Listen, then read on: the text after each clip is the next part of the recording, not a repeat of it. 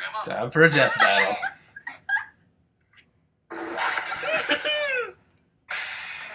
Tifa versus Yang. Money's on Tifa. Punching, the most useful language in the world when words fail. And these two lovely ladies are fluent in it. Shit. Yang Xiaolong, the adventurous huntress from Ruby. And Tifa Lockhart, the Final Fantasy heavy hitter with enormous power. He's Wiz and I'm Boomstick. And it's our job to analyze their weapons, armor, and skills to find out who would win a death battle. Oh shit. Starting with Yang. The world of Remnant is, well, crazy. Vicious creatures called Grim run wild. Entire cities have gone to waste, and every single weapon is also a gun. Even nunchucks. Oh, that sounds like Disneyland to me. The happiest, most gun-filled place on Earth. Luckily, the world is protected by the Huntsmen and Huntresses, an elite group of expertly trained warriors. And where else would you get the training to kill bloodthirsty monsters than from high school? Oh, I can't believe my baby sister's going to Beacon with me. This is the best day ever! Stop. After losing her mother to mysterious circumstances and being trained all her life by her hero legend of an uncle, Yang Xiaolong was accepted into Beacon Academy. It's kind of like Hogwarts, except replace wands and books hot-headed, with swords, figuratively, rifles, and literally. and giant transforming scythes. Man, this place just keeps getting better and better. Seriously, I know where I'm going to retire now. A natural fighter and thrill seeker at heart, Yang fit right in and soon found herself a member of the color-coordinated team, Ruby, led by her younger sister, Ruby. Because that's not confusing at all. I'm talking about kicking off the semester with a bang. I always kick my semesters off with a yang. Eh? Guys? Alright? Anyway, Yang's time at Beacon was well spent, and she became the master of punching all the things. Punching all the Yang's things. fellow teammates wield a scythe, a couple swords, some big guns. Yang's style of combat takes a more direct approach. Yeah, she does, with her shotgun gauntlets. Her two golden bracelets aren't just stylish. They extend to form a weapon called the Ember Celica. With just a punch, the Ember Celica fires up a flash of kinetic energy, blasting a foe with an explosion of force and a beautiful sound. To top it off, these concussive blasts can fly several hundred feet. Yang is one of the few people I know who can punch a bird out of the sky. That's what you get for creeping on my car. In addition, like most huntresses, Yang can manifest her soul as an aura.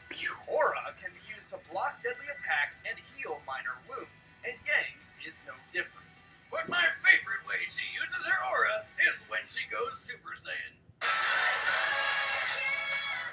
Many hunters and huntresses possess a semblance, a special power unique to them that makes Beacon Academy look a little more like the Xavier School for Gifted Youngsters. Yang's semblance absorbs damage from hits she takes, adding them to her own physical power. After taking just 2 attacks from a mech suit, she was strong enough to shatter the whole thing in one go. Unfortunately, her semblance does not increase her aura's defense, so she feels the full force of everything that hits her aura, and can only absorb power so long as she remains conscious. Luckily, she's pretty tough. Yang survived a punch that easily smashed her through a concrete pillar. You know, the ones designed to hold up entire bridges.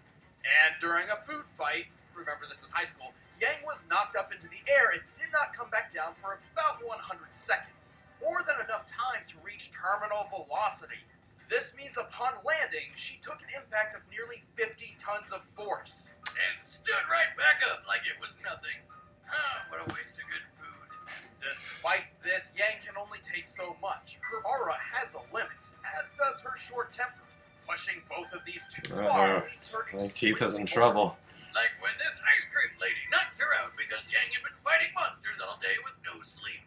It's also worth noting Yang is less adaptable when fighting against foes specializing in kicks. Still, she's Tifa can kick. One of the best in her class and dedicated to graduating Huntress School so she can travel the world fighting everyone just for the thrill of it.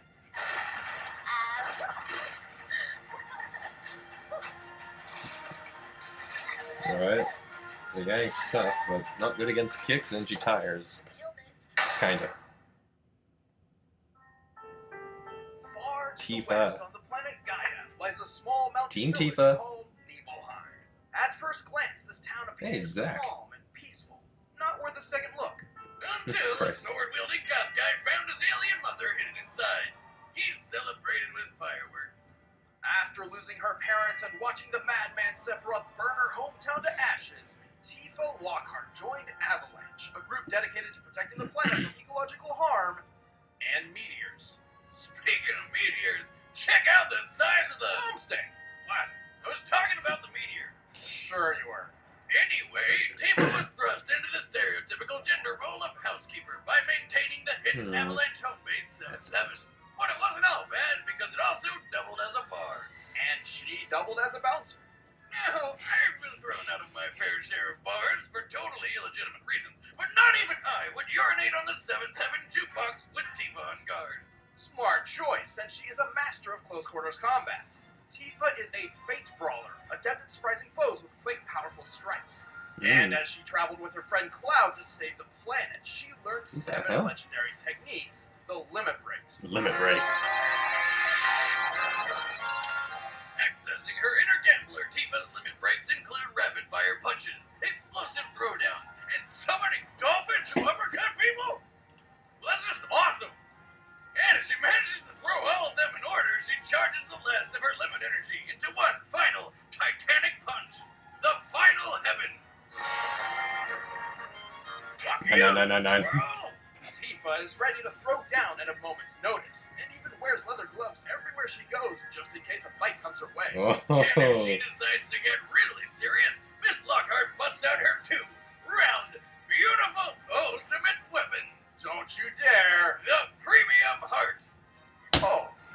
Well, the premium heart increases Tifa's striking power immensely, and continues to do so over time. Fire and as she ice material. builds limit energy.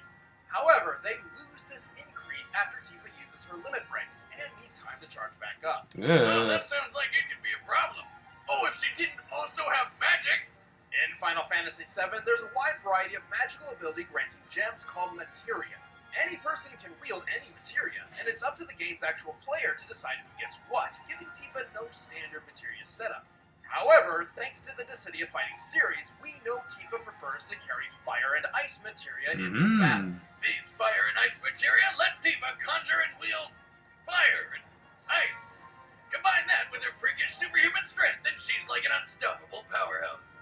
Well, her immense power does come at a price. Her skills in speed and defense are somewhat lacking, making her something of a glass cannon. But to help make up for this, Tifa wears 2 armor pieces. She wears a ribbon on her arm in memory of her late friend Aerith, Oh, man, don't bring that up. which protects her from negative effects like poison and paralysis. She also likely wears the Minerva band to defend from fire and ice. Likely. Glass cannon or not, her strength is ridiculous. She's strong enough to fight an embodiment of Sephiroth and throw giant monsters around like nothing. And there was the time she helped throw Cloud through the air to reach the flying monster Bahamut's Sin. After leaving That movie Tifa's kinda hand, we see sucks. a pop cone form around Cloud, which means Tifa must have helped throw him with enough force to break the sound barrier. Oh, Cloud's a lightweight. Come on, how hard can that be?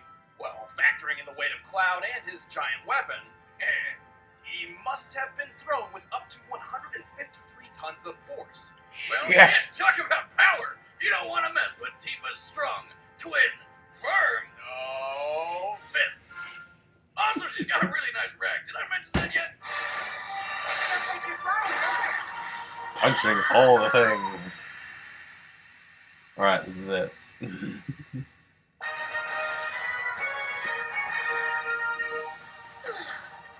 All done. Alright, the combatants are set. This Let's is end it. this debate once and for all. I don't It's know. time for a death battle! Just... Oh. Barbara and Tia are watching. This is it. And... this looks like leftover animation from Ruby. Oh, there's Yang. Hold up. Let me see some lightning. Oop. Punching all the... Oop, Tifa. Hello. No need to panic, people. Just looking for someone. It's so weird to hear her Strawberry actually. sunrise, though. No ice. Thanks. Oh, yeah. I think you better turn yourself around and look elsewhere. Oh, this is it. Does this mean no sunrise? guys.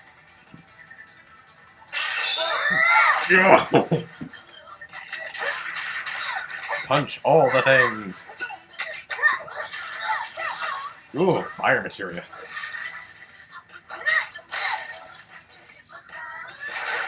Ooh. These are intense. Having fun? I sure am. Don't mock me. Ooh. Oh. Honestly, I have no idea.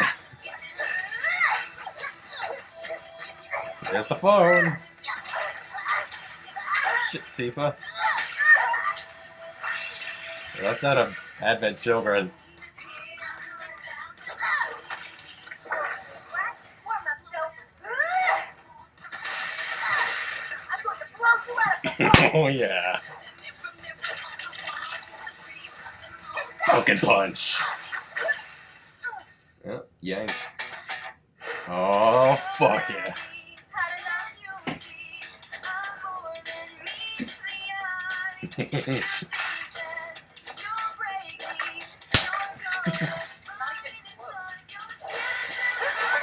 This is it.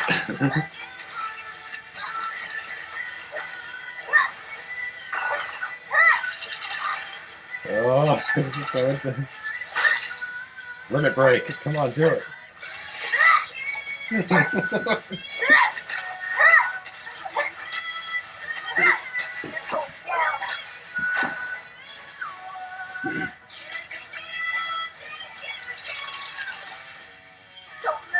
Giant icicle.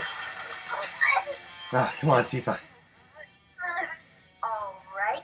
Let's see if you can keep up with this. This is it. Feet rush.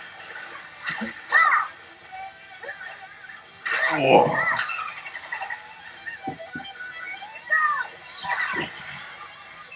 Did I just explode?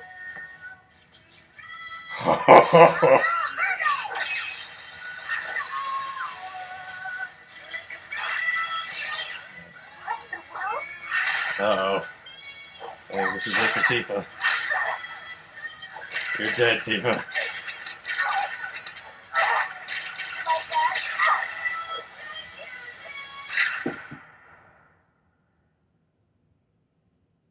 Nailed it. Oh. Yes! Cross another potential wife off the list. Tifa was naturally stronger and more experienced than Yang, but Yang's semblance quickly turned all Tifa's power against her.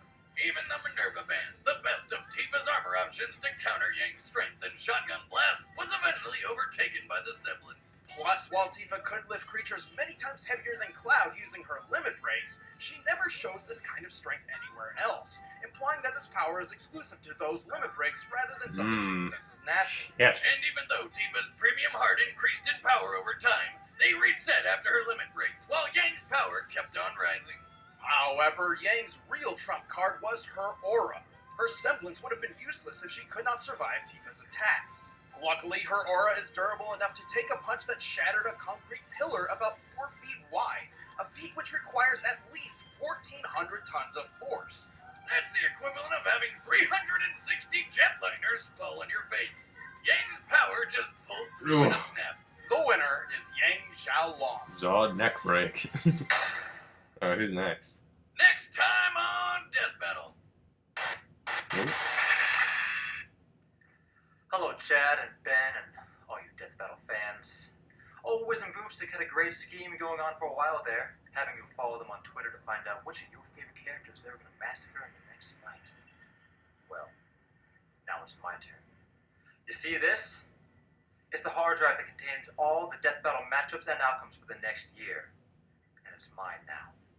If you ever want to see your precious Death Battle again, well, you know what to do. To prove that I have the content, At John F. I will Enfield. release the next matchup in the season finale of The Industry this Saturday. The name's John Francis McCullough, and Death Battle is mine. Well, alright. That's not really the hard drive, isn't it? Oh, I got it right. Oh, shit. Shit. Alright. Well, we'll deal with that Well, Tifa lost. Isn't that unfortunate? Well. Yeah, it seemed reasonable. Tifa had been a bit smarter and maybe saved her limit break, but then again, she wouldn't have any idea to use it when. Yeah. Oh, I'm just babbling all over the place. Well. Even though, everyone obviously wonders how unbiased they are, because Ruby next season is coming out this Saturday, so. Well, let's see what they say. Alright, see you guys later.